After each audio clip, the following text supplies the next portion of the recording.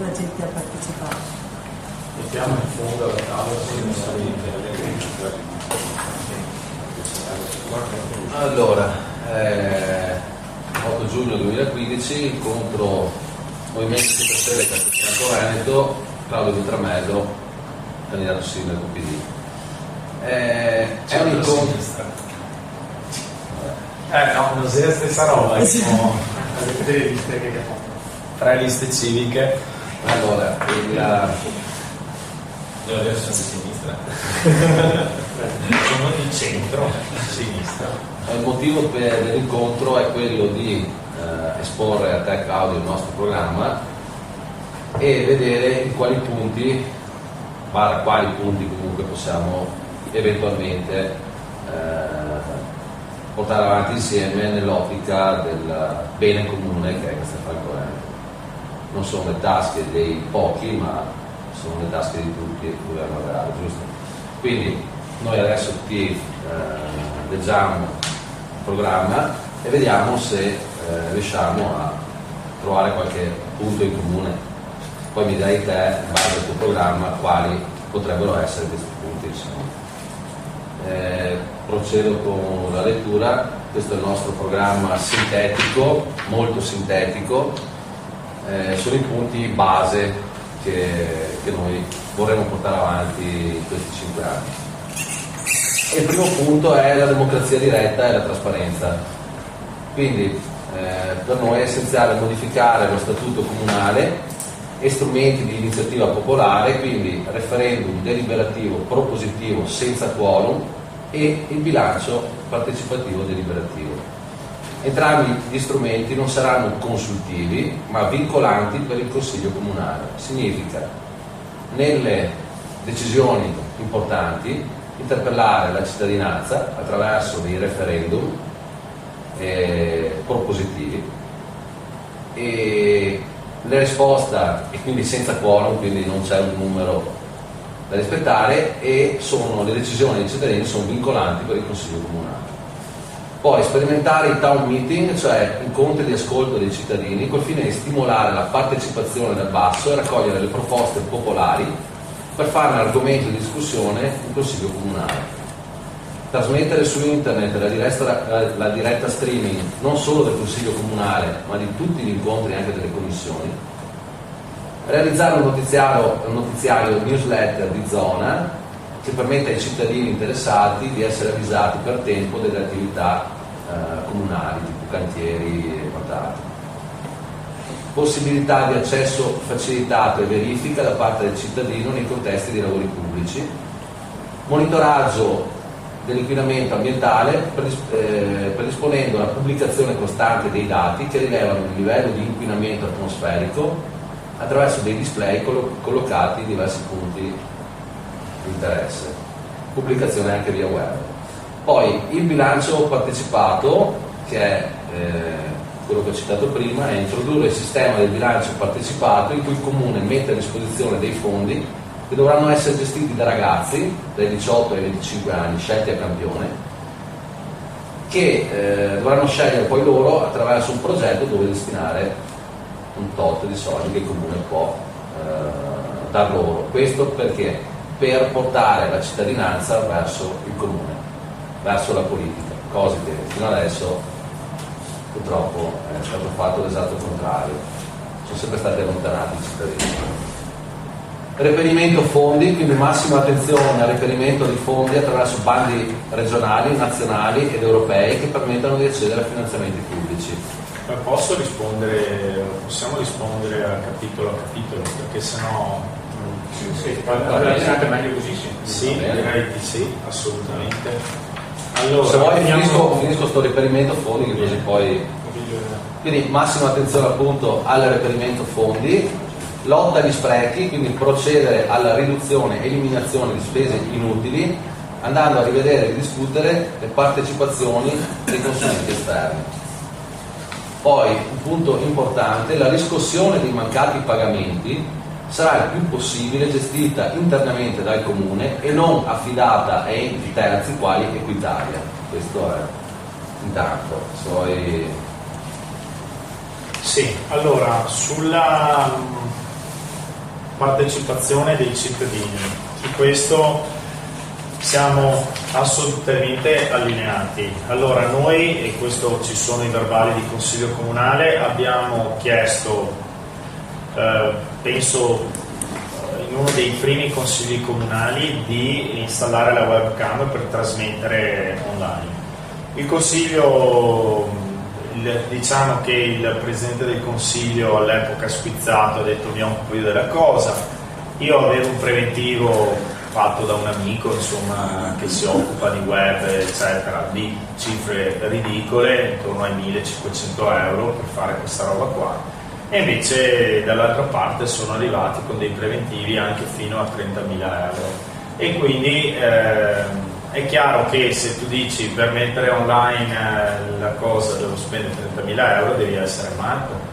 E quindi noi abbiamo insistito, ribadito che era una cosa banalissima, bastano 2 telecamere eccetera. Alla fine non hanno voluto portarlo avanti, e quindi questa è una delle cose che, se noi governeremo la città, vogliamo fare, perché l'abbiamo chiesta all'opposizione, la Lega non l'ha voluta fare, e noi quindi questa cosa che è simbolica di trasparenza la vogliamo assolutamente mettere in atto immediatamente.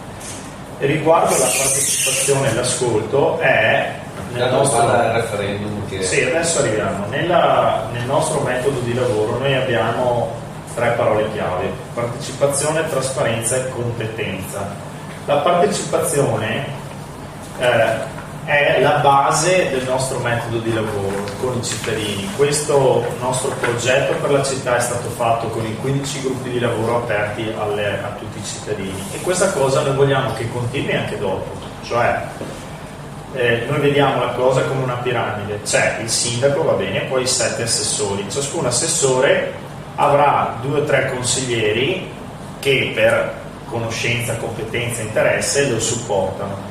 Però stiamo parlando di 4 persone che sono dentro. Io vedo questa come la punta dell'iceberg. Alla base devono esserci i gruppi di lavoro allargati il più possibile alla partecipazione dei cittadini, che nutrono di idee, di stimoli, di proposte, di progetti chi è sopra a governare. Perché anche noi, solo del cantiere c'erano 100 persone, 87 candidati, tutto questo patrimonio di intelligenze e di voglia di fare, noi vogliamo metterlo a sistema dopo.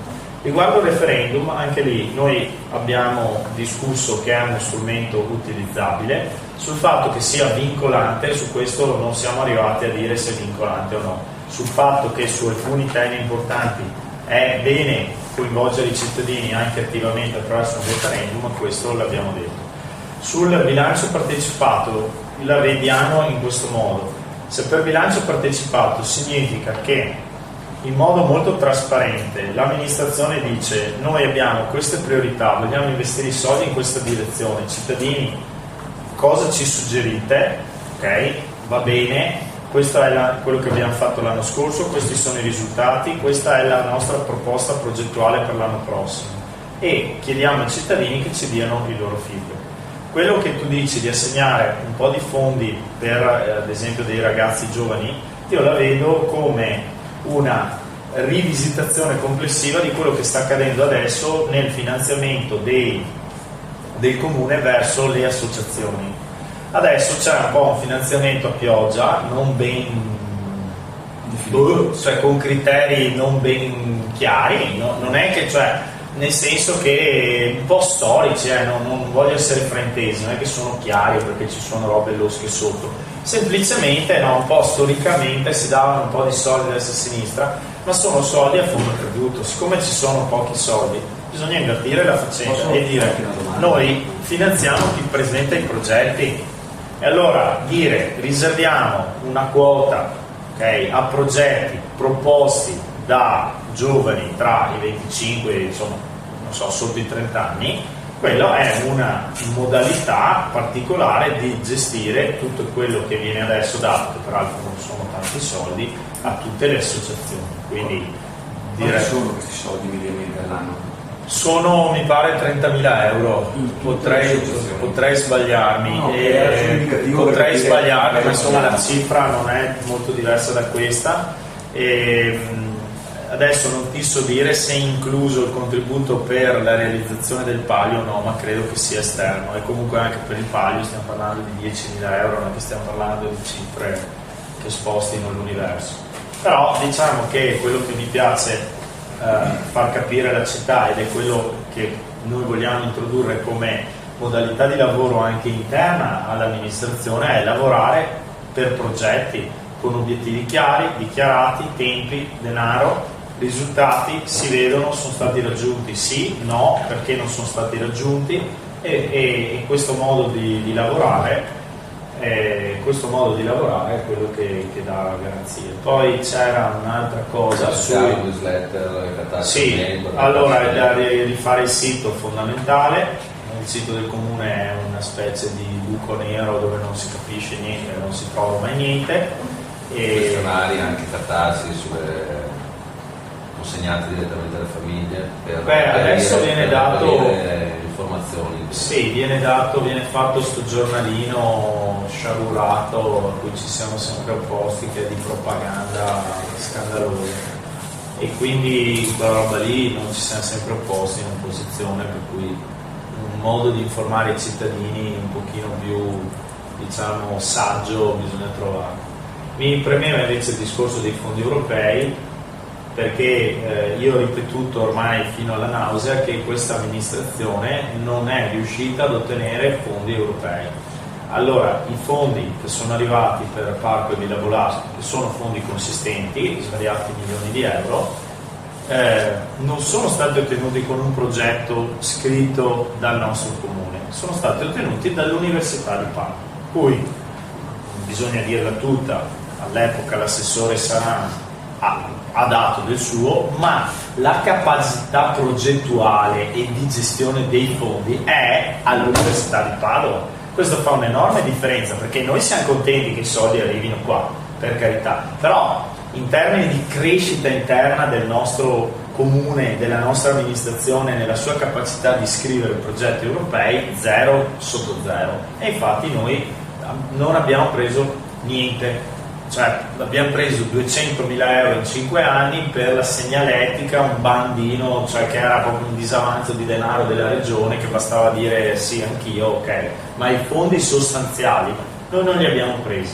Noi abbiamo, qui c'è Giovanni Zorzi che per mestiere scrive progetti europei all'Università di Venezia e gestisce fondi europei, non è l'unico con queste competenze, però quella sarà una priorità assoluta, perché i soldi a disposizione del comune sono oggettivamente pochi, quindi o reperisci fondi extra oppure no. Adesso non vorrei dilungarmi troppo, però io sono molto arrabbiato perché a ottobre noi ci eravamo accorti che c'era un bando della regione di 27 milioni di euro per piste ciclabili, 1.700.000 euro come tetto massimo per singolo progetto, ma metti anche che tu ti accontenti di 1 milione, con 1 milione di euro sai quanti metri di piste ciclabili fai?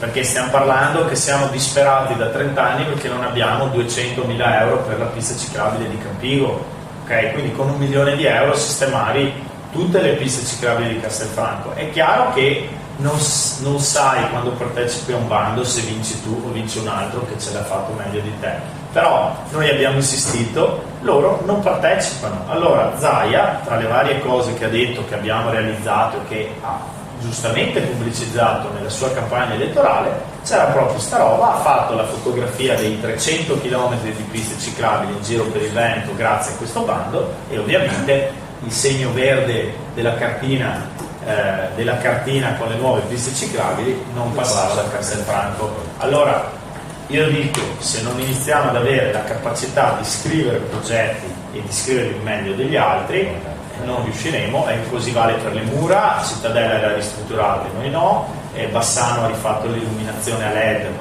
con fondi europei, noi no, Vittorio Veneto ha fatto il museo della battaglia, ha preso 2 milioni di euro e noi no. Conegliano c'è basta. Una cosa sui referendum, tu dicevi, comunque non siete arrivati al fatto di dire che possono essere vincolanti per l'amministrazione, perché questo secondo noi non è un punto cruciale. Ti faccio un esempio concreto: se per esempio in amministrazione, che mentre non sia la vostra, un'amministrazione in futuro decide di fare un progetto impattante per il territorio, esempio non so C6 dove è stato, e la popolazione avesse la possibilità di raccogliere del feeling e proporre alla cittadinanza un referendum per fermare questo tipo di progetto, questo sarebbe una cosa secondo noi molto interessante, anzi che ci piacerebbe di poter realizzare. Cioè, è la base della democrazia. Esatto, allora se posso integrare il nostro slancio partecipativo e democratico è fuori discussione, perché questo è il risultato di un anno di un percorso di coinvolgimento di attivazione dei cittadini. Come si diceva, 15 gruppi di lavoro, 100 persone, cittadini non iscritti a un partito, molti erano cittadini iscritti di associazioni comunitarie. Quindi questo possiamo dire senza tema di smentita è il primo esempio di un programma che abbiamo definito non solo elettorale ma un progetto per il futuro, scritto per una coalizione che si presenta a un comune di media dimensione, scritto dai cittadini, una coalizione, prima volta in Veneto. Forse un caso simile si può pensare a Fenech, però per la prima volta questo è scritto dai cittadini. Questo no, però sì, adesso non facciamo chi però noi però parliamo di una coalizione, cioè stiamo parlando comunque di una forza. Sì, è stato veramente difficile.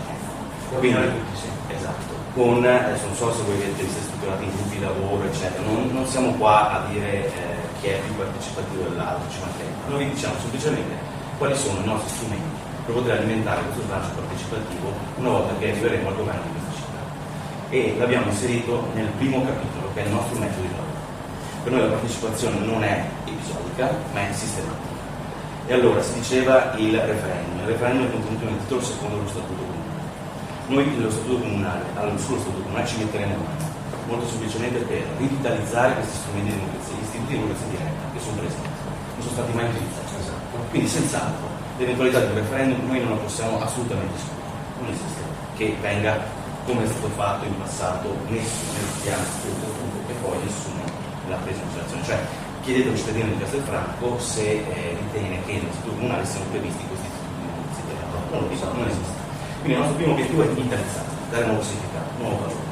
Poi sempre in termini di partecipazione e quindi di partecipazione sistematica, noi consideriamo fondamentale il coinvolgimento del cittadino nelle istituzioni tramite ad esempio il rafforzamento delle commissioni consigliari. Qua stiamo parlando dei tempi di 15 anni fa, che sono state praticamente chiuse, svuotate e prese. Esatto. Quindi questo è una. Poi sempre in tema di modifica dello statuto comunale, quindi con tutta la ovviamente la realtà anche della cosa, perché non è così semplice poi mettere mano, però Ma perché secondo te non può essere vincolante? Cioè un referendum perché secondo voi, secondo la vostra giunta, non può essere vincolante? Subito, perché il referendum noi lo vediamo come il culmine di un processo. Noi vogliamo che i cittadini partecipino prima di arrivare a scegliere sì o no in spirito, e volevo appunto farvi il quadro complessivo del nostro processo partecipativo. Allora, le commissioni consigliari, quindi la possibilità dei cittadini di prendere parte, di essere informati.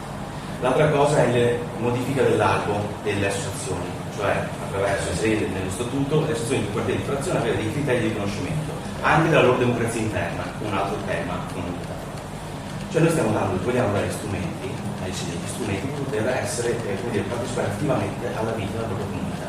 Il referendum lo vediamo come un elemento finale, che in teoria se tutto riesce a coinvolgere il cittadino dall'inizio, non è il referendum, perché la decisione viene presa anche attraverso ho capito io le associazioni, ma c'è chi non partecipa, ma deve decidere comunque della società. Abbiamo altri strumenti che non pensare. Vedi la partecipazione quant'è adesso? Ok, ad esempio scarna. Sì, assolutamente, non ti cito altri esempi, i patti di collaborazione tra comune e cittadini per la gestione dei beni comuni urbani. È il caso esempio di Bologna. Coprogettazione, coinvolgimento nella gestione di immobili abbandonati. È un punto che dopo riprendiamo. Cioè noi vogliamo attivare il cittadino, l'empowerment. Cioè noi ci poniamo, il nostro slogan è il comune deve essere regista di forze vive. Castelfranco è stata abbattuta, è stata svilita, polverizzata, ma da questa è una serie. Comunque ci sono delle realtà, delle esperienze che vale la pena difendere e valorizzare e fare in modo che siano esempi per altri. Cioè se pensate anche a tutte le politiche giovanili, no? La grande disputa dall'agio e il disagio giovanile, cioè con le amministrazioni precedenti il giovane era visto come portatore di problemi. Molti giovani sono scappati a questa strada. Pensiamo ad esempio alle esperienze di Anaco, che sono andati via, non hanno spazio. Altri ne sono rimasti, hanno deciso di mettere in piedi, penso al magazzino portoghese.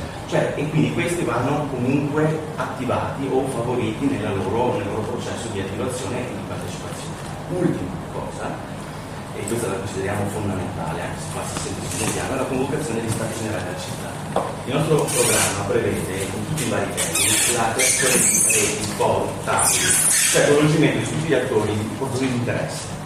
Questo viene visto come tanti punti di un'unica galassia che deve essere poi deve realizzarsi nella convocazione di questi stati generali della città, cioè convocare la città con dei forum tematici su dei grandi temi ambienti, quello che stanno facendo adesso, in modo che il cittadino, che sia singolo, che sia rappresentante di un'associazione di categoria, che sia esponente di un'associazione, di un comitato o di un gruppo informale, possa iniziare a mettere mano assieme all'amministratore al futuro della città. Questo è il nostro, per questo dico che in questo percorso referendum lo vediamo eventualmente alla fine, eventualmente.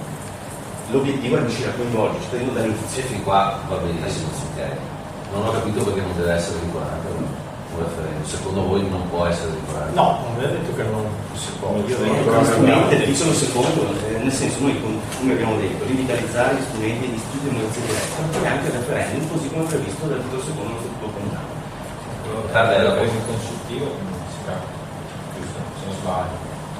Questo è il punto proprio secondo me, perché io capisco il discorso io processuale su diciamo, tutti questi strumenti che volete attuare, però secondo me si tratta di dare degli strumenti che poi rimangono anche non dovesse esserci un'amministrazione, diciamo così, di questo tipo che magari vuole coinvolgere i cittadini, cioè degli strumenti che danno la possibilità ai cittadini, se arriva un'amministrazione che invece vuole fare dei progetti di un certo tipo importanti per il territorio, abbia la possibilità di organizzarsi e di avere degli strumenti concreti per dire questa cosa e l'eventuale amministrazione, se sa che c'è questo tipo di referendum strumento, magari dice no, prima di fare una cosa di questo genere ci penso un attimo, perché quell'esempio che ho fatto non lo faccia nessuno, ci sono andati avanti.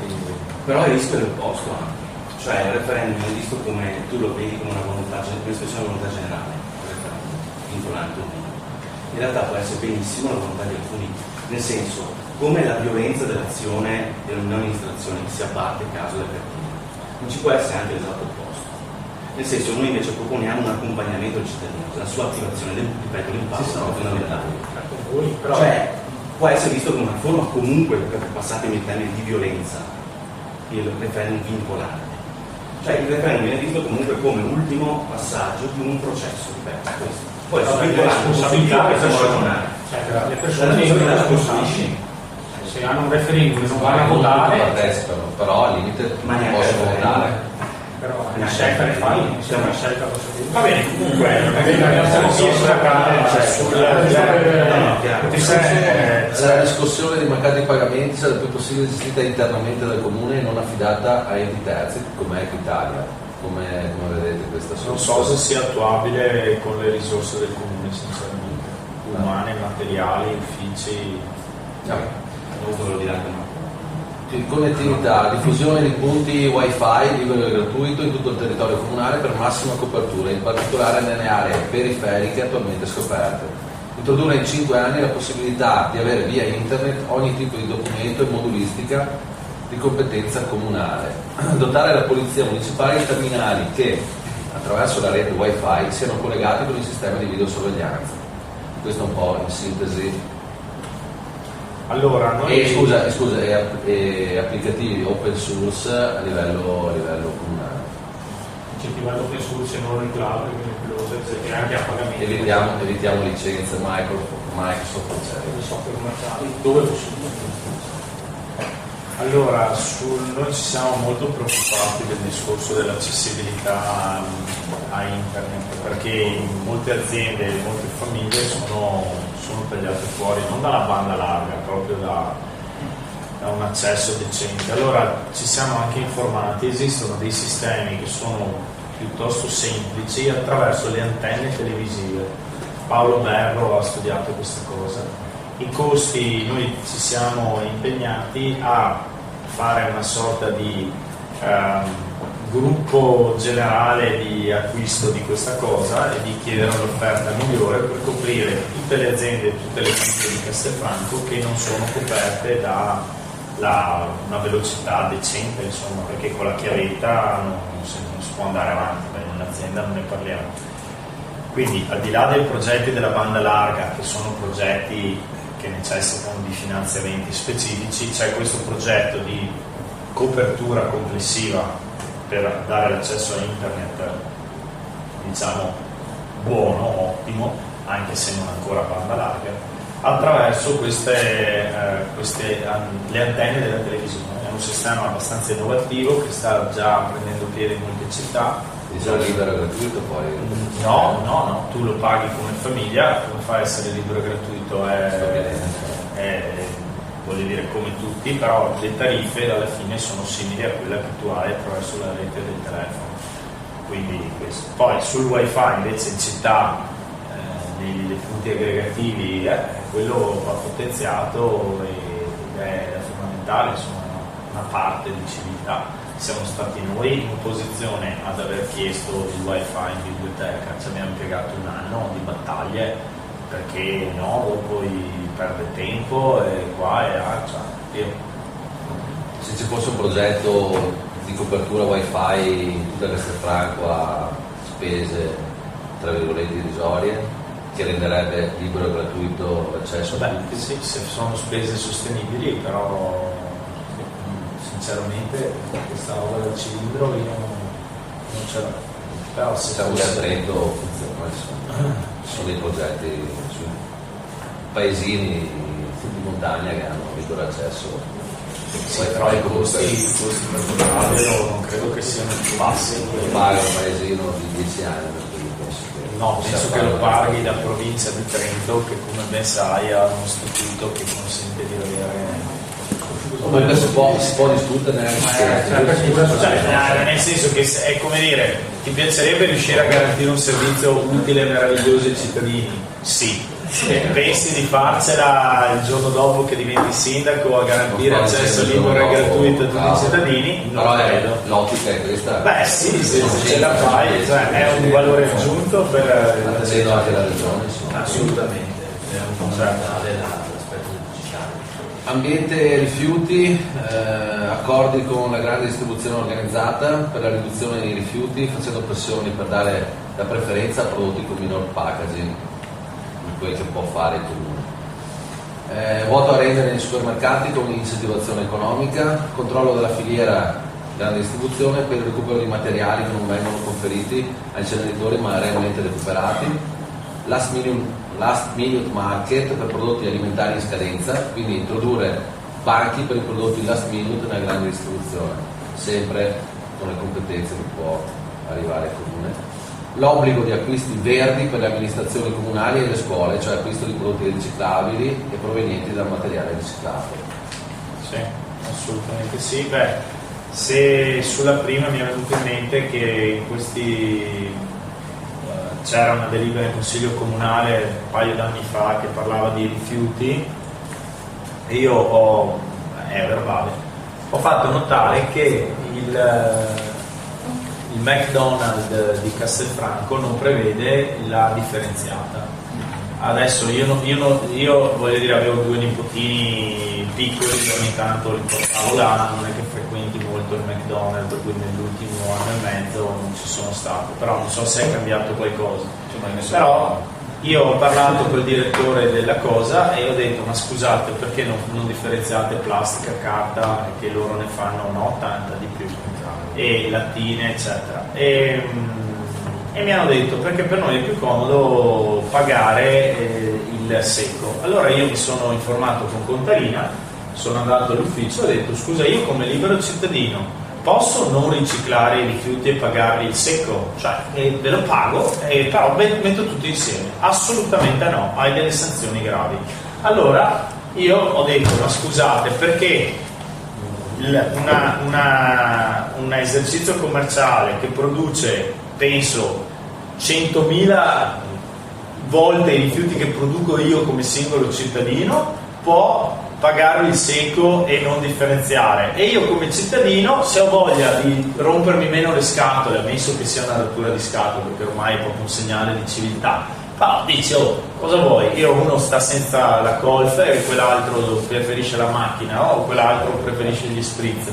E uno dice, mi pago il secco, non puoi, e ti mettono la multa. E McDonald's invece non può. Ho segnalato questa cosa, avevano detto che approfondivano. Ciao. E abbiamo sempre nell'ambito del territorio, urbanistica e sviluppo verde, abbiamo insomma un capitolo fondamentale alla rivitalizzazione dei parchi che abbiamo per la città, che sono stati dimenticati, il parco dei Frai, il parco a San Floriano, la collaborazione ormai è diventata una cosa anche quella di civiltà, con la Caritas in particolare, anche per non sprecare il cibo vicino alla scadenza. Su quello ci sarà l'adesione a spreco zero, sarà un primi atti, con vuoti a rendere senza almeno passarli, perché lì allora per un comune cosa può fare sul discorso della street market? Senz'altro aderire alla rete del lanci della città comune Sassomarconi spreco zero e iniziare una cabina, avviare una linea di regia con l'USL per riuscire a coinvolgere quello che fanno appunto i comuni che hanno delegato quella rete, coinvolgere il non profit per riuscire a gestire appunto il tema appunto del recupero dell'utilizzo. E l'obbligo di anche dalla parte dell'amministrazione.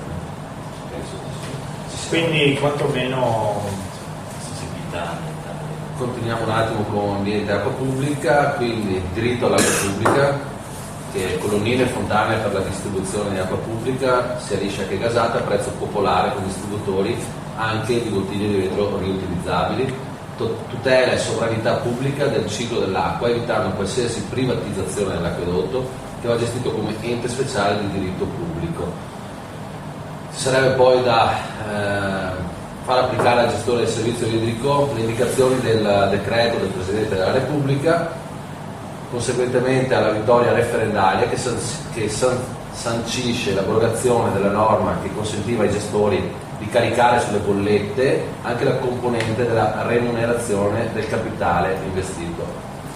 Quindi questa è un'azione che questo è molto importante. E questo è, visto il referendum che è passato, penso che fa valere questi diritto. Il nostro gruppo PD Lista Sartor è stato l'unico gruppo del Consiglio Comunale che ha preso una posizione netta, ferma.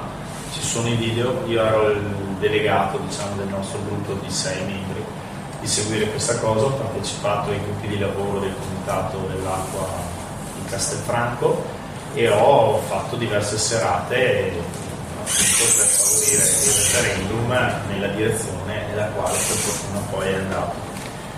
Le altre forze politiche presenti in Consiglio Comunale non hanno preso una posizione netta, in primis la Lega, e anche su questo voglio dire ci sono evidenze che non è che devo raccontarle io. Quindi sul diritto all'acqua pubblica voglio dire è profitto sulle bollette. Su quella roba lì andrà approfondita e sinceramente è un passaggio che non ho mai avuto un passaggio che costa, io ho visto le bollette aumentare in maniera allucinante, non giustificate, con chiusura dell'acqua, non giustificate anche in giro, non so se ci sono delle attenzione, è stato tutto. Sì. L'ho sentito, senza comunicazione. Non so dove, non so quanti. Ecco, non so dove. C'è una gestione di questo tipo su un bene come l'acqua, cioè puoi staccare il telefono, il gas, quello che vuoi, ma l'acqua è il tema dei beni comuni. Va bene, riduzione dell'inquinamento, andiamo avanti. Sì.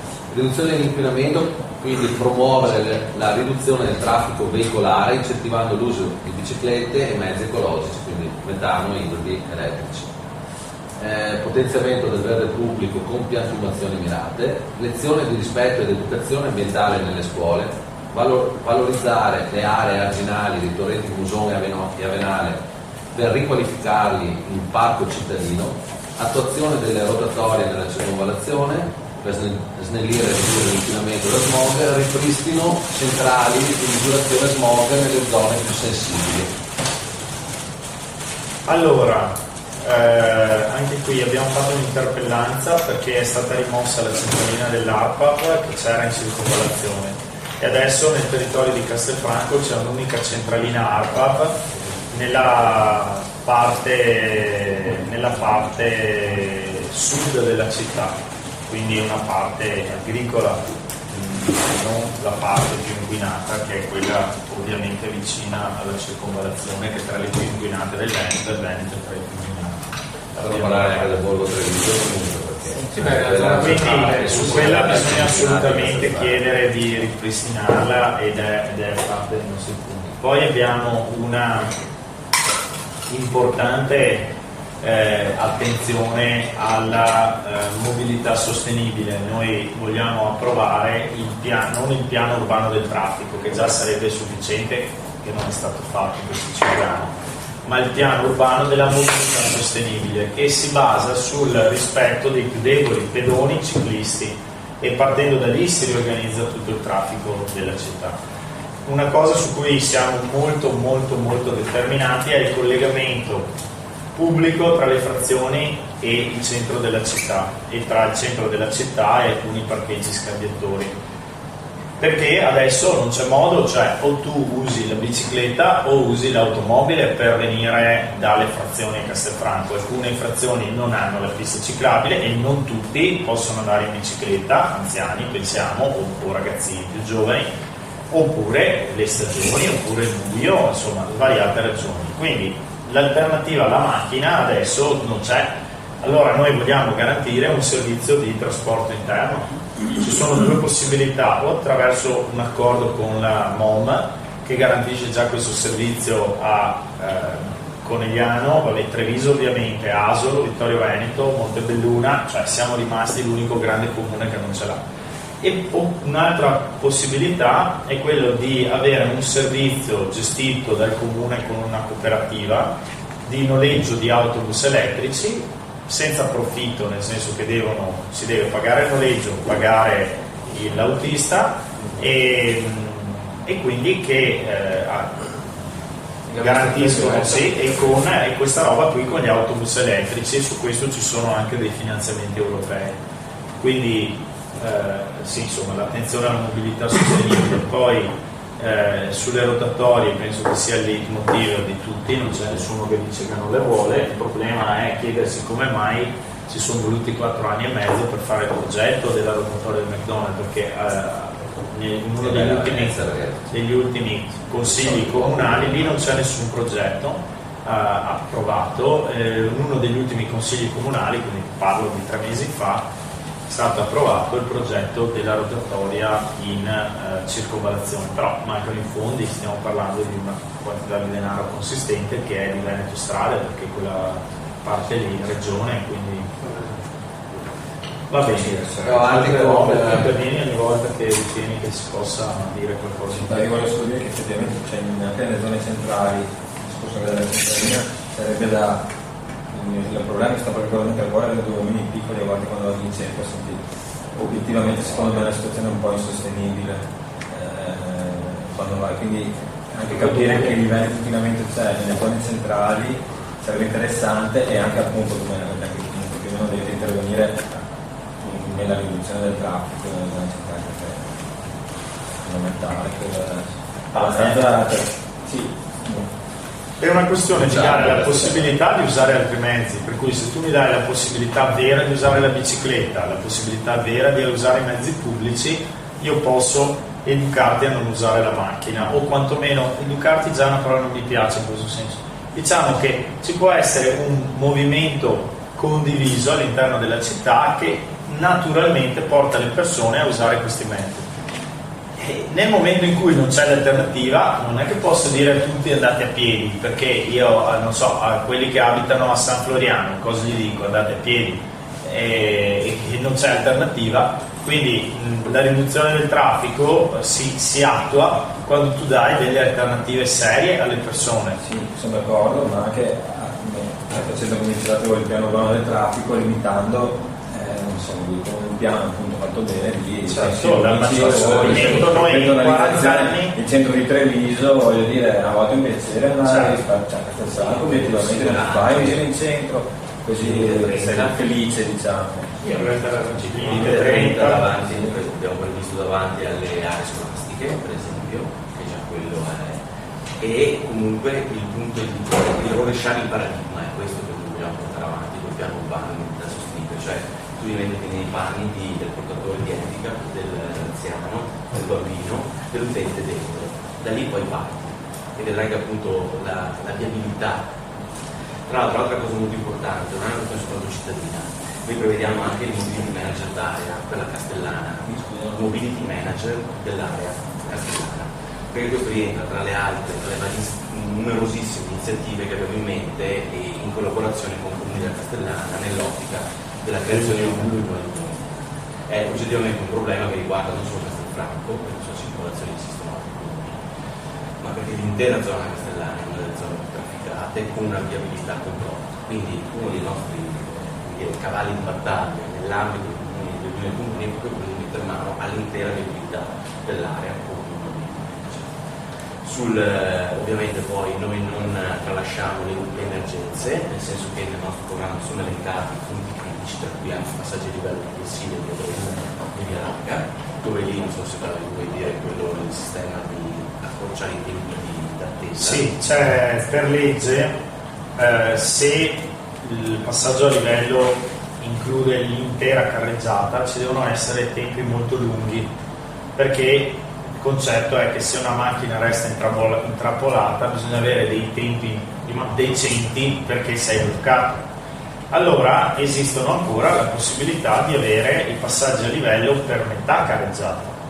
Questo però per ragioni di ovvia sicurezza si può fare solo se delimiti la strada, la carreggiata, con l'impossibilità di fare la gincana a partire da 100, adesso possono essere 100 o 150 metri, adesso non ricordo esattamente, però questa cosa riduce il tempo di chiusura a 30 secondi, cioè se tu chiedi a quelli che abitano a Treville, a Sant'Andrea o quelli che vanno verso dopo il borgo Treviso, secondo te, se anziché stare chiuso il tempo di chiusura che voi subite ogni giorno, 30 secondi, cioè gli viene un sorriso, dici il paradiso, perché adesso hanno 4-5 minuti anche di attesa, cioè 5 minuti vuol dire macchine nelle ore di punta fino all'infinito.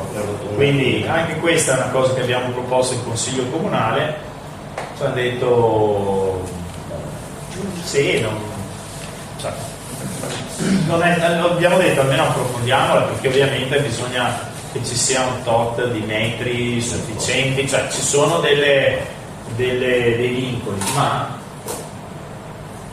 Claudio, il discorso di prima invece delle colonnine fontane per la distribuzione di acqua pubblica, quello non l'abbiamo inserito in modo così esplicito all'interno del programma. Se acqua pubblica vuol dire l'acqua cioè avere qualche fontana dell'acquedotto, penso che sia fattibile, ecco, poi i distributori nascono acqua pubblica si chiamano case con controllo, come quella del latte, per nessun spreco di bottiglie di plastica e una riduzione estrema un vantaggio economico per lei. Ma questa è filtrata, che differenza questa rispetto a sia acqua naturale sia acqua naturale che acqua gasata in un paese della Calabria. Perché era un samato, ma anche per non parlare. Sì, non l'avevamo prevista nello specifico. Andiamo un attimo velocemente sull'agricoltura. Salvaguardia dei prodotti e dei consumatori virtuosi con la promozione dell'agricoltura biologica, riconversione dell'agricoltura riducendo e limitando prodotti chimici, diserbanti, fungicidi e antiparassitari. Il comune di Trento ha già deliberato e non utilizzano più nessun tipo di pesticidi. Organizzare un mercato ortofrutticolo comunale aperto ai produttori del comune e limitrofi al fine di promuovere un'agricoltura a chilometro zero nel pieno rispetto della stagionalità dei prodotti, creare una lista di produttori locali a chilometro zero, pubblicizzarli e introdurli nelle mense scolastiche, escludere l'utilizzo nel territorio comunale di OGM, incentivare GAS, cioè gruppi di acquisto solidari.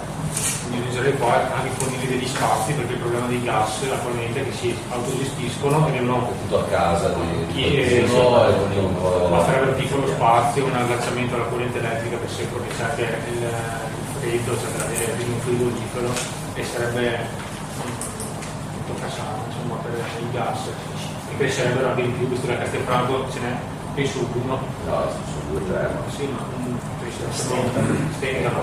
Guardiamo ASO, il gas di ASO, che uno anche l'ha autogestito, che funziona molto bene, e sono realtà di associazioni che fanno queste cose, di volontariato, che sono una bella cosa. Come la vedete? Allora, sulla valorizzazione del chilometro zero è fondamentale anche per come noi abbiamo dei prodotti tipici, vabbè, siamo famosi per il radicchio, ma non è l'unico, quindi la valorizzazione anche del mercatino, che adesso c'è un po' relegato, no? il giovedì mattina così al palazzetto, quindi bisogna che anche sull'ambito Prodotti, dei produttori locali, cioè, ci sono delle possibili sinergie con l'istituto agrario, con il Maffioli, quindi l'alberghiero. Poi noi avevamo in realtà una proposta importante che abbiamo anche annunciato alla stampa, però in questi momenti la stampa è più attenta agli scoop che ai contenuti, purtroppo, no? E la rimessa in gioco dell'area di Via Lovara, che ha destato grandi polemiche, e appunto lì c'è stata una presa di posizione di 3.000 cittadini. Allora, cosa fare di quell'area? Quella era un'area dell'istituto agrario e è vicina, tra l'altro, vabbè, sarà anche una cosa simbolica, ma insomma, il gruppo di apicoltori di Castelfranco, quindi la valorizzazione nell'ambito della riconversione, sì, magari. Sì, intanto bisognerebbe fare un passo indietro dal punto di vista urbanistico, perché adesso è diventata area industriale e quindi bisogna fare marcia indietro su quell'area lì, perché l'area industriale di Castelfranco è prevista, c'è spazio, e quindi le imprese che vogliono venire sono benvenute e vadano nel posto deputato e corretto, e faremo di tutto perché arrivino molte imprese, perché è parte del nostro programma. Sul fatto di avere una specie di laboratorio condiviso con i cittadini per l'agricoltura sostenibile, biologica, nell'ex istituto agrario, lì in collaborazione con di nuovo l'istituto agrario, i cittadini, e insomma lì secondo noi c'è un'opportunità di messa in rete di tutte quelle attività che riguardano i cittadini. Poi la valorizzazione dell'ambito agricolo di Castelfranco, quindi primario, allevamenti, ci sono molti allevamenti anche a Castelfranco. Lì anche questo è un mondo un po' lasciato a se stesso, bisogna riprenderlo in mano e cercando di favorire queste scelte. L'OGM non c'è in Italia, quindi a Castelfranco può arrivare. Castelfranco, a Castelfranco arriva già. Sono rappresentati per votare in Europa. E se non lo sapete, il 10% della farina che serve per fare il pane è prodotta in Italia, il 90% è importato. Da dove? Dal Sud America principalmente, e quindi noi sappiamo che il Sud America è totalmente OGM, ma siccome l'OGM non viene calcolato in un lavoro finito, in quanto l'origine dei prodotti, come sappiamo benissimo, non è specificata, in realtà noi tutti inconsapevolmente mangiamo OGM. Meglio mangiare il chilometro zero dove non c'è l'OGM. È da sviluppare, l'OGM è proprio non è possibile non farlo. Sì, la fattoria, viene chiamata fattoria didattica. Porti urbani piuttosto che... Beh, in Via Novara, già ce ne sono. Già c'è, oltre alle altre ci sono anche gli altri. Parliamo velocemente di energia, analisi approfondita sui consumi energetici di tutti gli edifici comunali per risolvere le inefficienze e gli sprechi principali, studio per la realizzazione di uno o più impianti fotovoltaici sopra i tetti di edifici pubblici al fine di produrre energia per la collettività, utilizzare le ESCO per le ristrutturazioni e riqualificazione degli immobili comunali al fine di renderli il più possibile a consumo energia zero, non gravando sulle spese comunali e quindi scavalcando il patto di stabilità. Questo sinteticamente, chiaramente puntando e togliendo tutti quegli oneri burocratici per la riqualificazione energetica degli edifici, che è il lavoro del futuro. Certo, come avevamo detto, allora ci sono a Castelfranco, così allarghiamo un attimo la prospettiva, ci sono 3.300 imprese iscritte alla Camera di Commercio. Di queste 3.300 circa la metà sono imprese artigianali con una media di 3,5 dipendenti. Di queste, quindi la metà di 3.300 sono circa 1.600 imprese artigianali. Di queste 1.600 la metà, quindi circa 800, sono nel settore dell'edilizia, che è il settore più in crisi di tutti gli altri. Allora, questa roba qui non si risolve facendo di nuovo case vuote, cemento, si risolve esclusivamente attraverso la riqualificazione degli edifici energeticamente. Quella è la miniera d'oro. Perché miniera d'oro? Perché diamo da lavorare alle imprese dell'edilizia, perché riqualificare energeticamente significa risparmiare nel futuro denaro, e perché ci sono fondi europei dedicati a quella roba là. Quindi prendiamo 3 piccioni con una fava, e questa roba non 2, 3, e questa cosa l'abbiamo approfondita nei dettagli. Poi magari Giovanni, che è esperto di finanziamenti europei, entra nei dettagli. Poi collegati a questo, laddove sia possibile, compatibilmente con gli investimenti, perché adesso gli incentivi sono diventati un po' diversi e quindi non è così semplice mettere pannelli solari ovunque, però se ci sono delle possibilità, ci sono magari delle aziende che dicono a costo zero, nel senso che per i primi 10 anni quello che risparmi di energia paghi loro e poi gli successivi 10 sono di guadagno tuo. Ci sono alcune aziende che propongono questa cosa, quindi bisogna approfondirlo. Noi proponiamo, sempre nell'ambito di quelle iniziative di rete, di network, di mobilitazione dei lavoratori di interesse diffusi, proponiamo il patto territoriale tra operatori del settore costruzioni. Si favorirà attraverso tavoli tecnici l'adeguamento ai nuovi standard e il rinnovo edilizio urbano, facilitando l'accesso ai flussi di finanziamento stanziati per l'efficientamento energetico. Nella parte dedicata invece, come diceva Claudio, ai fondi europei, non mettiamo come interventi, perché ovviamente c'è una retorica sui finanziamenti europei, non fuori soldi, la grande panacea Noi invece mettiamo nel nostro programma dei interventi più precisi, quindi ci concentreremo nella nostra azione di raccolta dei fondi europei per intercettarli e entrarli. E uno di questi temi è l'efficientamento energetico, cioè favorire le imprese, come dicevo prima, del territorio per riuscire a intercettare con dei progetti di ceti validi di qualità i fondi numerosissimi stanziati per l'adeguamento agli standard, visto appunto poi anche le direttive che prevedono un utilizzo temporale praticamente immediato. Quindi noi poniamo altra cosa di implementazione dello sviluppo del PAES, perché è quello che stiamo già portando avanti e che è quello che è cruciale per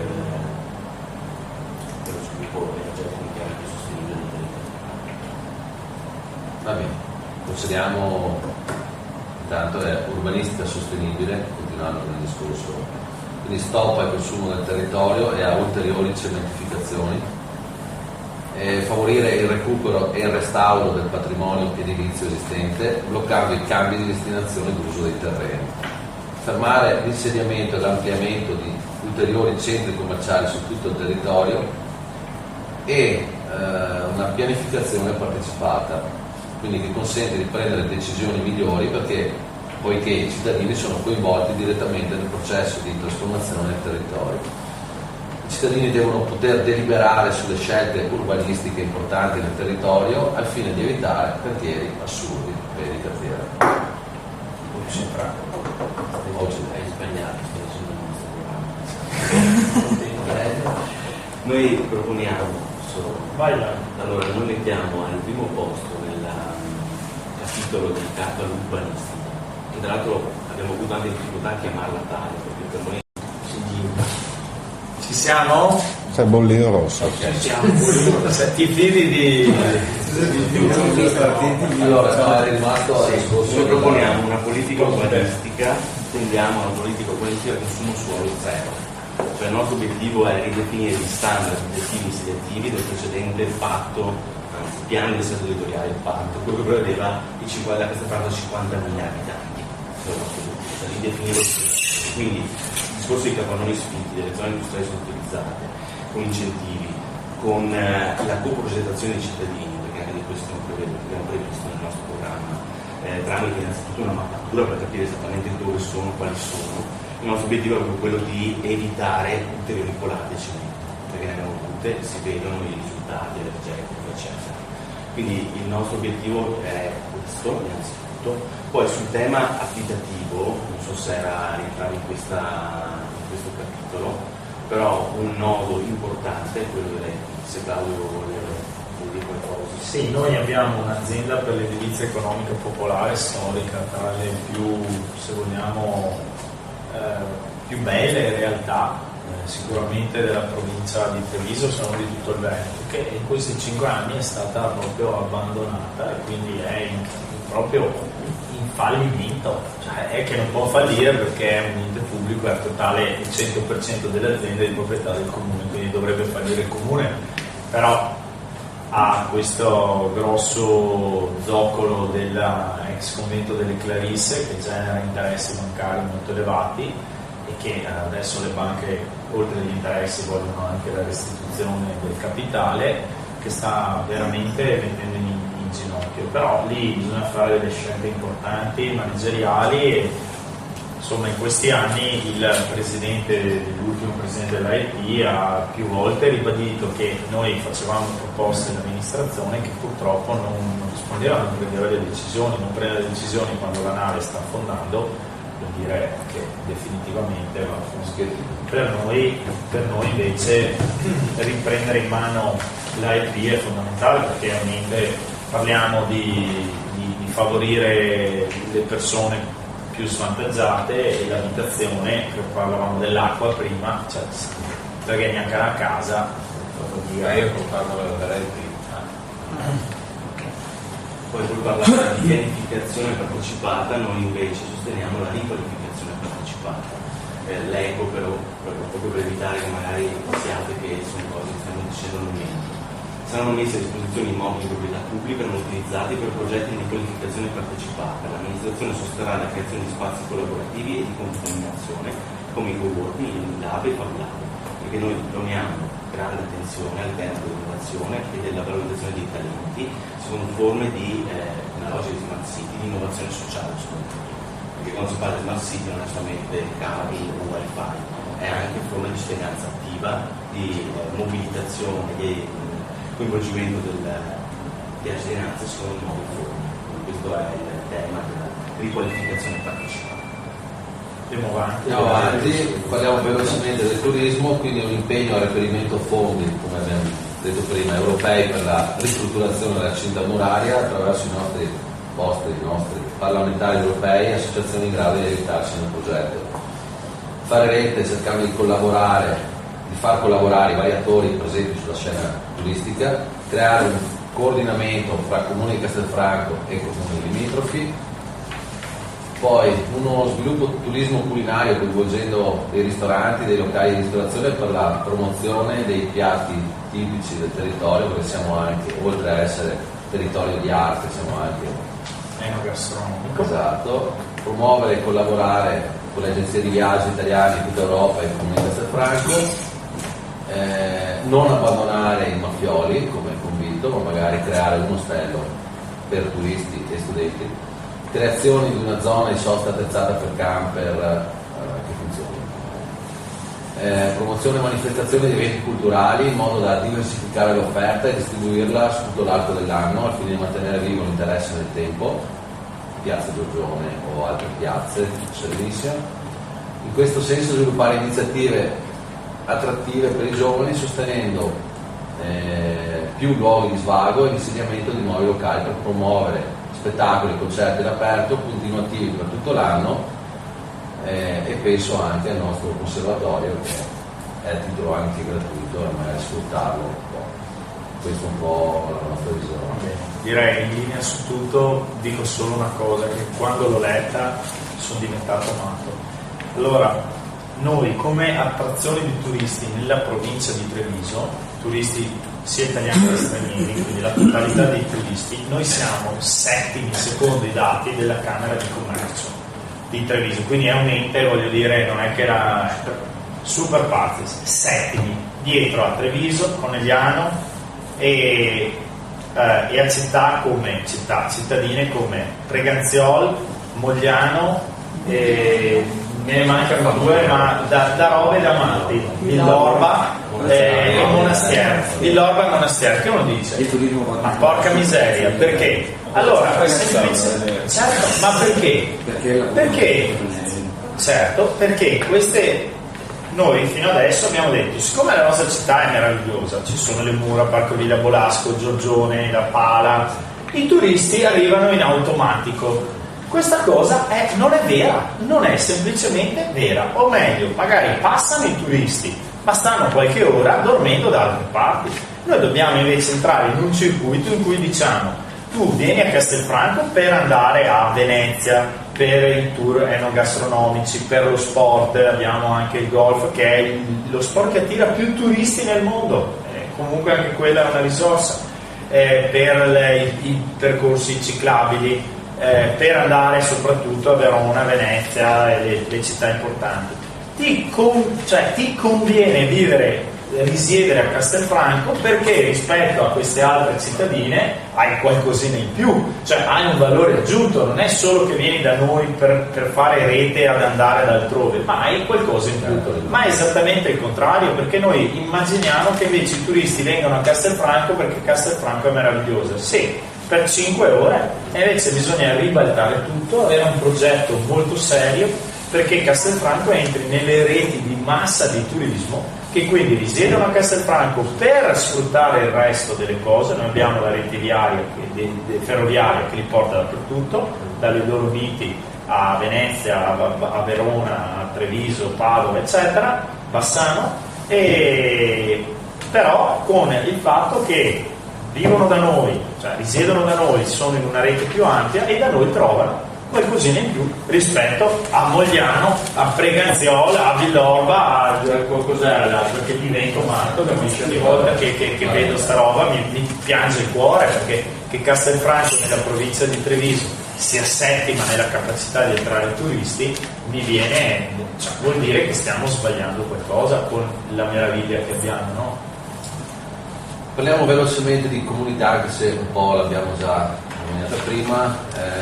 La politica sociale deve procedere nella direzione del principio di sussidiarietà, quindi valorizzare la cittadinanza attiva, quindi l'associazionismo, il volontariato, eccetera.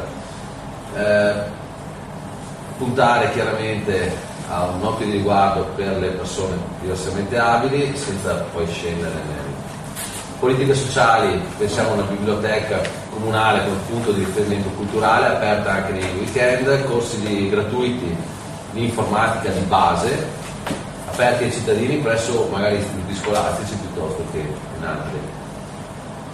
Riduzione del costo dei mezzi pubblici per anziani over 65, se possibile. Per la scuola cittadini si diventa a partire dai primi anni di scuola, quindi lezioni di democrazia diretta e di confronto sindaco-alunni o assessori-alunni sui principi fondanti della nostra Carta Costituzionale e progetti condivisi comune-scuole.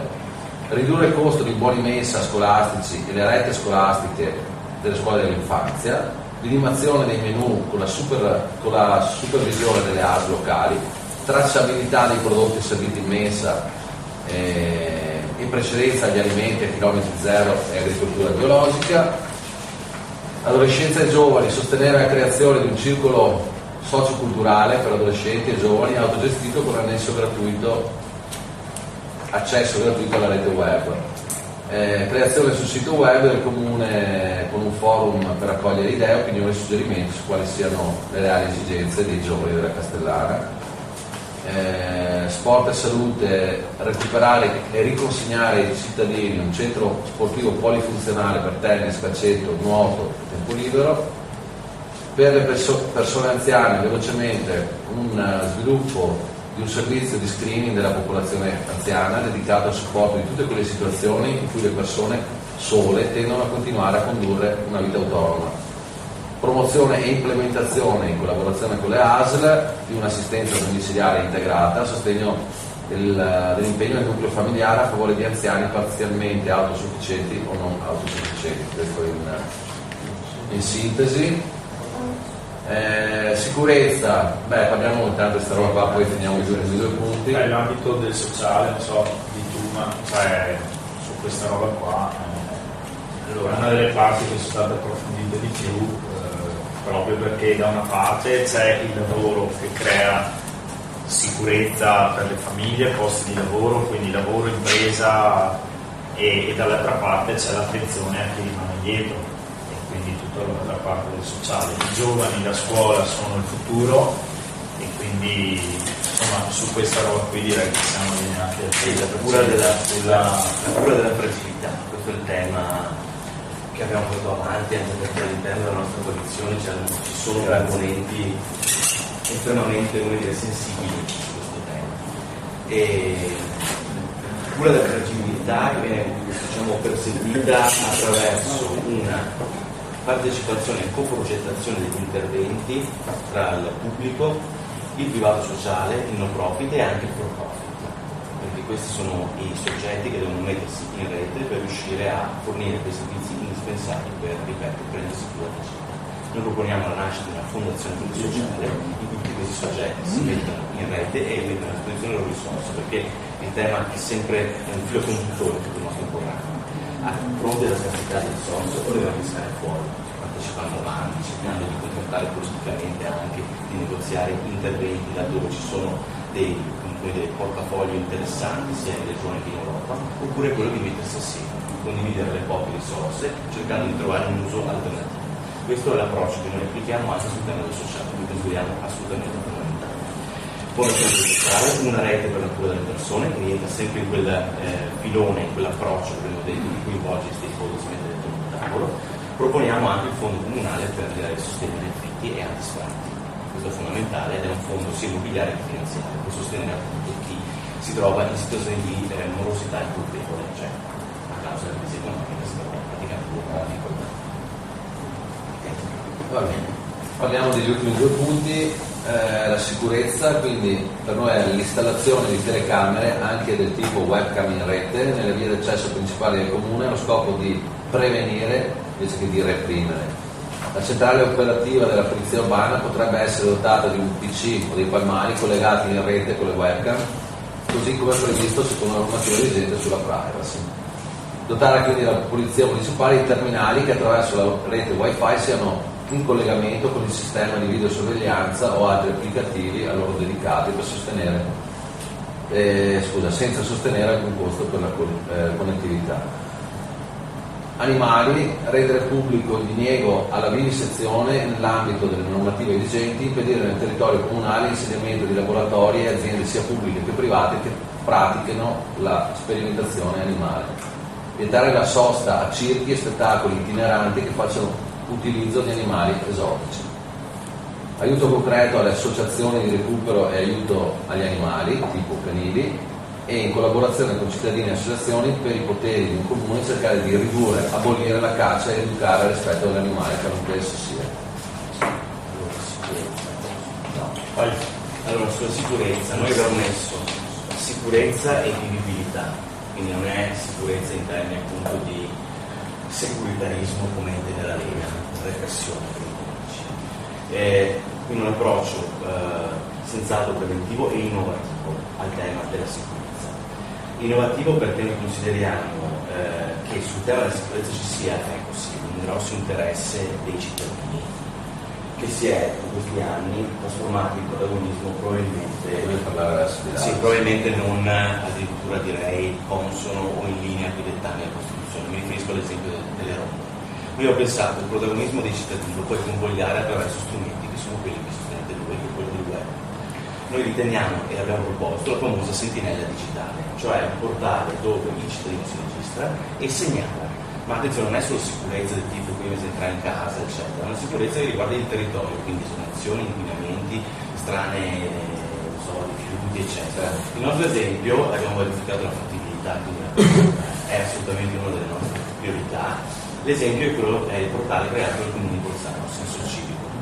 Una georeferenziazione della città dove tu entri e puoi fare praticamente tre cose: o segnalare, cioè segnalazione, suggerimenti o reclami. Il cittadino entra registrato, quindi stiamo parlando come ad esempio del gruppo Facebook in cui chiunque può dire ma parliamo di feedback certificati. Entri, la tua segnalazione, suggerimento o reclamo viene preso in carico dall'ufficio competente e nel frattempo gli altri cittadini possono visionare esattamente e contribuire ad arricchire la segnalazione, il suggerimento o comunque l'informazione che tu hai voluto condividere con loro. Questa è secondo noi la prima azione per effettivamente cercare di migliorare in termini di sicurezza, ripeto, non solamente sicurezza della proprietà della persona, ma sicurezza anche della strada, sicurezza del territorio. Quindi è un portale che va anche in linea con quelli che sono i vostri principi di trasparenza, no? Utilizzare la rete in modo efficiente. Altra cosa, velocemente, l'Unione dei Comuni della Castellana. Abbiamo visto che il campo San Pierese è riuscito, a migliorare le performance in termini di sicurezza della polizia locale, quindi aumentando anche i rifiuti, garantendo un turno notturno e permettendo quindi un pattugliamento del territorio molto più efficace. Altra cosa, è un piano di mobilità interna che prevede la possibilità di dedicare ai lavori d'ufficio persone che altri dipendenti del comune, in modo da svincolare attualmente agenti di polizia locali che sono costretti a rimanere in ufficio obbligati.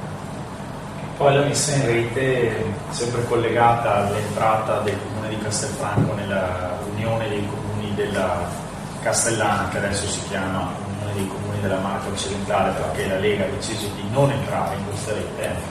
Una delle cose più utili che è stata fatta da comuni che si sono aggregati è quella di mettere in rete, quindi in turno complessivo, tutte le forze di polizia municipale. Che cosa porta l'unione, diciamo, di tutte le risorse umane, quindi di tutti i vigili, per capirci, di tutti i comuni, che si riescono a organizzare 3 turni di lavoro. Attualmente a Castelfranco l'ultimo turno finisce alle 7 di sera, quindi oltre alle 7 di sera non c'è nessuno che presidi. A Campo San Piero, a Loreggia, vanno avanti fino alle 3 di notte.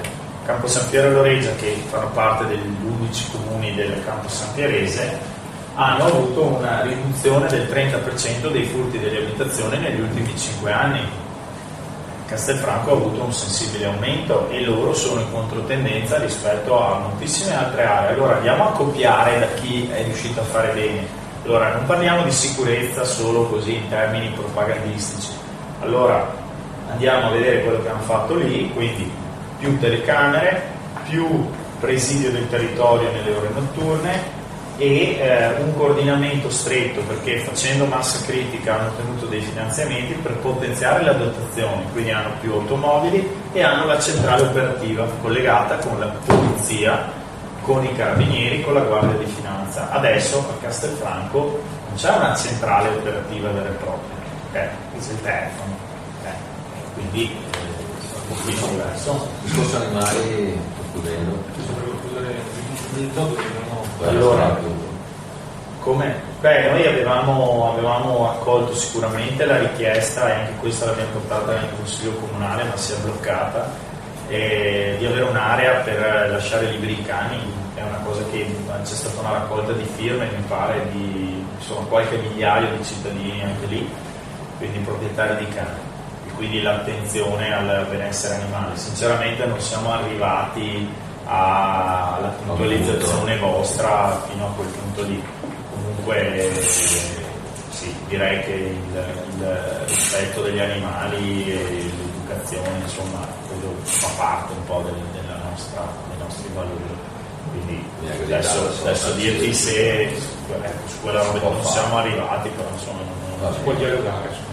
Sì, su quello sì. No, mi preme a conclusione della nostra chiacchierata, al di là dei punti che sono numerosi di convergenza tra il vostro programma e il nostro, e questo è una base imprescindibile, perché se voi prevedevate nel vostro programma di fare A e noi B e non c'era mai punto di incontro, cosa si dialoga a fare? Si vogliono fare cose completamente diverse. Ma partendo dal punto fermo che abbiamo molti punti programmatici in linea, in sintonia, la cosa che mi preme garantirvi è questa, che come sindaco io vedo positivo e arricchente il confronto con le idee di chi è nella minoranza.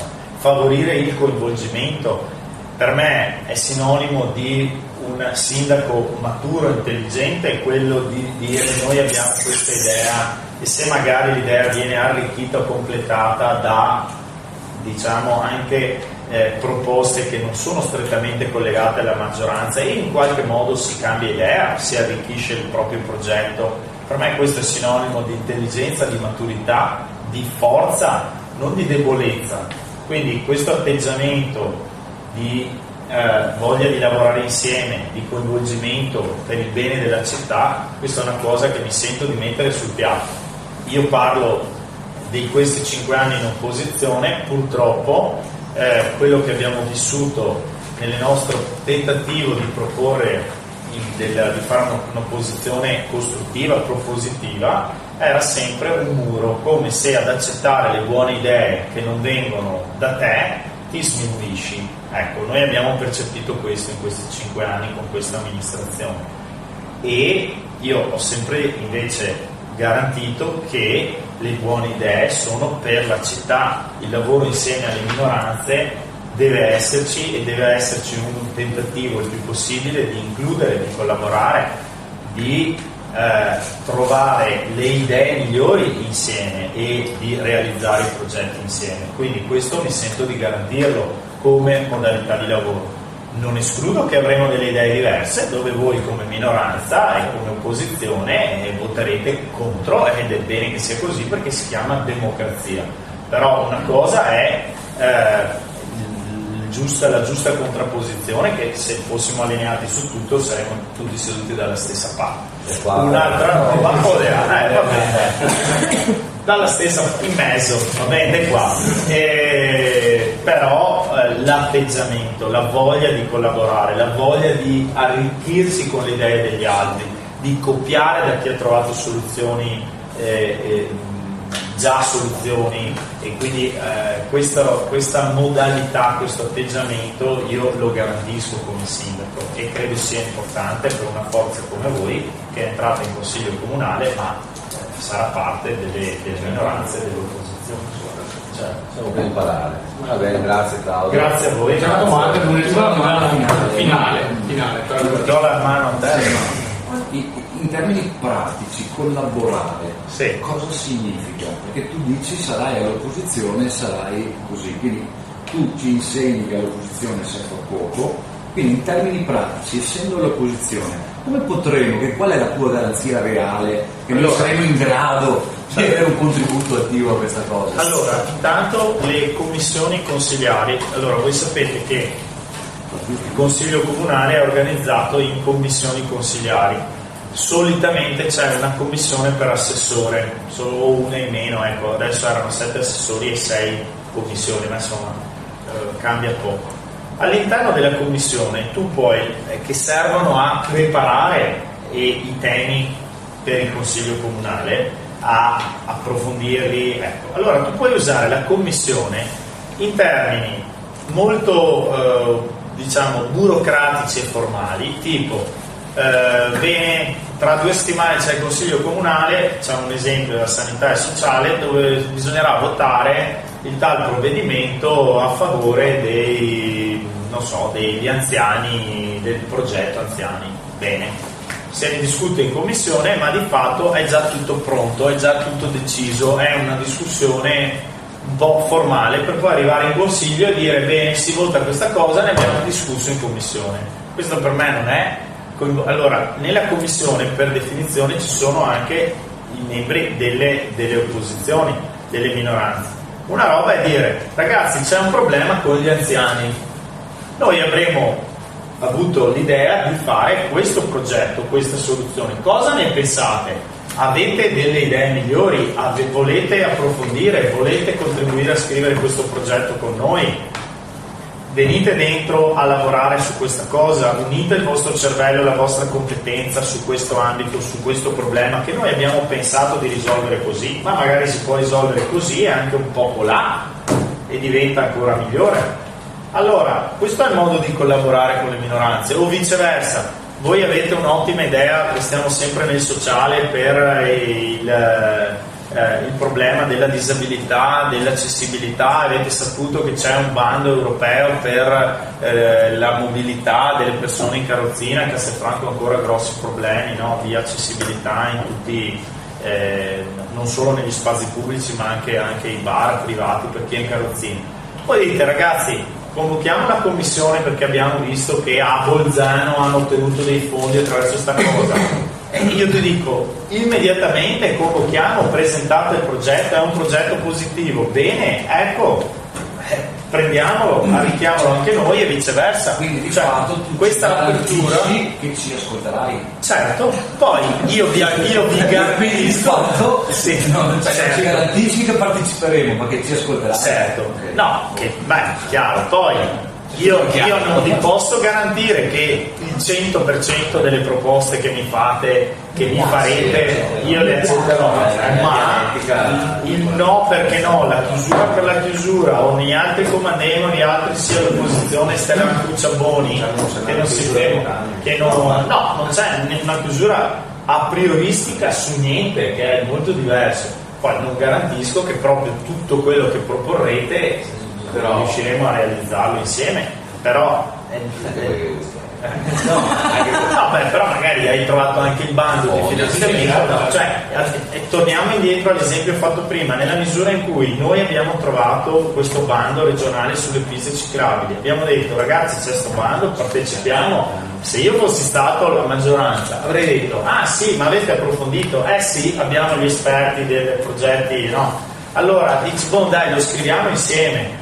Bene, e poi alla fine nel giornalino io non ho paura a dire: abbiamo realizzato la pista ciclabile con questo bando che ci è stato segnalato dal Movimento 5 Stelle. Cioè, per me è un segnale di forza mio, non di debolezza, il fatto, perché poi altri 10 li troveremo noi, ma se quello, voglio dire, esce fuori, invece di là ci hanno detto: va, vedremo, e poi sto bando, come tanti altri, è passato e non abbiamo partecipato. Allora io ti dico, in quel caso là io ti portavo anche i SCEI, non erano neanche SCEI, voglio dire, difficili, erano della regione. Allora se tu mi arrivi col progetto, la buona idea e anche la fonte di finanziamento, cosa ti dico? No, ti dico immediatamente: guardiamo, vediamo, è a beneficio della città, avanti tutta. Un'ultima cosa, come certo. vedete sul gioco d'azzardo? Il gioco d'azzardo, tu parli adesso, entri a stimolare la mia parte di medico che si occupa della mia specialità, comunque nell'ambito di prevenzione. Allora, il gioco d'azzardo sta diventando in Veneto in particolare una piaga, una dipendenza che fa più danni, cioè fa più danni quasi dell'alcol in questo momento come dipendenza. Adesso le droghe purtroppo sono ancora al primo posto, per cui anche lì c'era stata una proposta di aumentare le tasse per chi ha il gioco d'azzardo nel proprio esercizio commerciale, o viceversa, di abbassare le tasse chi decide di non avere, no, le macchinette famose. E quindi anche lì c'è molto da fare. Poi ci sono progetti anche lì con l'USL per la prevenzione e anche per, diciamo, far uscire dalla dipendenza in fase non troppo. Cioè ci sono famiglie rovinate, ma rovinate, quindi è un disastro. È passato appunto un documento in consiglio comunale, dei dati della regione Veneto facevano paura, c'era una paura, e quindi quantomeno la sensibilità c'è. Non è semplicissimo perché purtroppo la legge, cioè, consente che esistano, quindi tu come comune, se uno ti dice voglio aprire quella roba lì, non puoi dirgli no se lui però ripeto, ci possono essere dei paletti o delle agevolazioni per premiare chi invece dice no, io non mi voglio arricchire. Livello regionale, nazionale, siamo in mezzo. Volevo tornare un attimo, scusate, al partecipazione. No, parla pure del campo. sì, di Maurizio. Cioè io penso, e parlo anche a nome di Claudio, noi non abbiamo assolutamente paura non solo ad ascoltare ma a coinvolgere, ma perché molto semplicemente stasera l'abbiamo visto, credo che insomma poi è tutto disponibile, cioè le convergenze programmatiche, usiamo questi paroloni, però mi sembra che siano abbastanza evidenti, cioè solo un cieco forse non vede che su 3/4 del programma ci sono delle similitudini o addirittura delle somiglianze totali, e chi non lo vuole vedere lo può comunque vedere, perché il nostro programma e il vostro sono disponibili online, a differenza invece del nostro rivale, qualcuno della sua coalizione, il cui programma, non so se l'avete trovato, online. È sul sito ed è lo stesso di 5 anni fa. Bene, ma è sul sito del comune. Cioè, noi l'abbiamo diffuso, noi l'abbiamo orgogliosamente a Facebook e basta. Esatto, pagina Facebook. Ecco, quindi io non vedo paura nel senso di solo No, la mia domanda era diversa. Tu mi ascolterai, però in ogni caso lo dovrai fare comunque. Tu potrai, sì, ascoltarmi, dovrai farlo comunque. Perché io potrò dire comunque la mia, tu potrai decidere di non appoggiare o seguire quello che io ti dico. Quindi la mia domanda era, nel caso in cui, siccome tu sei qua a chiedere voti, il voto venisse attribuito a te perché l'elettorato lo decide in quanto la convergenza del programma è evidente, da quello che si evince dalle parole che dite, noi comunque avremo un ruolo di opposizione totale, quindi non avremo nessun ruolo attivo se non quello propositivo che avremo comunque. No, Maurizio, no. Scusatemi, però in termini pratici non vedo la differenza nostra. Guarda, no, Maurizio, è chiara la domanda proprio a tutti, no? No, guarda, no e poi no e poi no. Perché una cosa è che tu in termini teorici tu possa parlare. Benissimo, facciamo degli esempi concreti. Io ero in commissione sanità e sociale, ok? Bene, allora nella misura in cui tutte le decisioni su che progetti fare, come gestire i 3 milioni di euro che il comune destina nel capitolo dei sociali, vengono autonomamente e autoreferenzialmente, cioè in modo autoreferenziale, decisi dalla maggioranza, senza convocare la commissione, se non per dirti che cosa hanno deciso in termini formali, tu puoi in quel momento lì dire la tua, ma tanto hanno già deciso, cioè è molto diverso. Allora che cosa abbiamo fatto? Siccome non convocavano mai la commissione, abbiamo iniziato a convocarla noi, perché lo statuto prevede che se 3 membri della commissione chiedono la convocazione di qualsiasi maggioranza o opposizione, la devi convocare. Scusami, bene, è legale non convocare? Certo, cioè, quindi certo, non c'è nessun obbligo, certo. Tu puoi fare una commissione alla settimana, una all'anno, cioè assolutamente non c'è un obbligo è l'assessorato allora che prende. Certo, è l'assessorato, sta nelle cose della buona politica che bisogna dire la verità. Un assessore, adesso un assessore aveva un atteggiamento collaborativo, convocava la sua commissione, voglio dire molto spesso, si discutevano previamente le robe, altri che erano la maggior parte degli assessori invece decidevano tutto per conto loro, la commissione la convocavano solo cose già fatte per dire poi in consiglio comunale, così come discusso in commissione, questa è la delibera, chi la vuole, e ovviamente poi anche lì puoi dire la tua, però se è tutto un processo fasullo in termini di partecipazione, sì, dici la tua, per niente. Diverso è dirti, hai dei progetti, convochiamo la commissione, lavoriamo insieme, ho un problema voglio che questa modalità di gestione della cosa pubblica sia in qualche modo partecipata con voi, facciamo la commissione in cui il dire la vostra non è il diritto astratto di dire la vostra, ma è il dire ragazzi questo è il problema, questa è la soluzione che ipotizziamo, voi avete idee, arricchimenti, volete dire, cioè io ho fatto da gennaio ad adesso una commissione sanità, una in 6 mesi, capisci? E l'anno scorso ne abbiamo fatte 2. Secondo te nel sociale in questi anni non c'erano robe da approfondire, non c'erano problemi da risolvere quando la gente è disperata? E ok, allora io ormai avevo il disco rotto in consiglio comunale, ogni volta che si parlava del sociale dicevo ma possibile che noi non possiamo discutere per fare delle proposte, voglio dire, da minoranza, poi decidete voi, ma almeno delle proposte prima che prendiate le decisioni.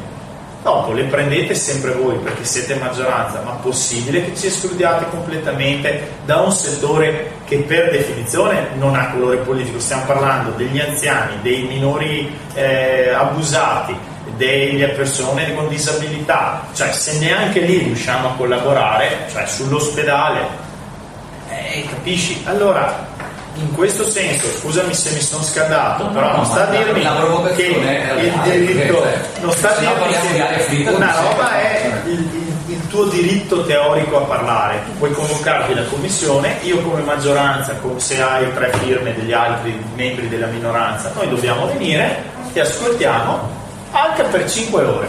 Benissimo, bene, finito di parlare, ti saluto, grazie, arrivederci. Se per te questo è il diritto di parola, per me questo è il diritto teorico di perdere tempo, come dice giustamente. Per me la gioia di un'opposizione è quella di sapere che se ha una buona idea, una buona proposta, la può mettere sul tavolo e viene presa, valorizzata, analizzata senza una chiusura prioristica che siccome viene da qua automaticamente fa schifo.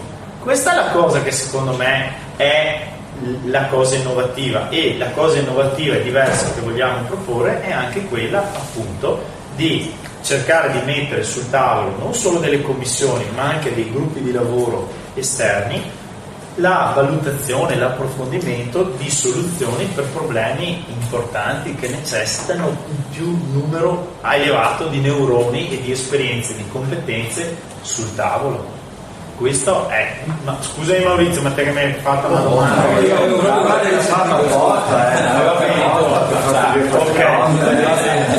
Ok, allora ci diamo la mano, entra in camera con la mano, ok? Vediamo. Allora abbiamo una differenza, nel senso che chiaramente questo tipo di apertura parla per i nostri utenti, nel senso che proprio quel tipo di politica, di collaborazione a cui aspettiamo, quindi questo sicuramente, e appunto la vedremo poi alla prova di fatti, questo sicuramente, per cui ci fidiamo, però ecco, in questo senso nel senso speriamo che le parole siano comprovate. Sì, diciamo così, speriamo anche che sia da volano, da esempio per il Partito Nazionale, che in questo senso diciamo si comporta totalmente in un altro modo, per cui ben veramente, cioè, secondo me è quello di cui andiamo in cerca in realtà.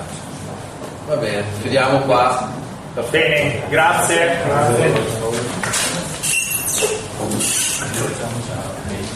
Grazie Andrea, grazie a voi.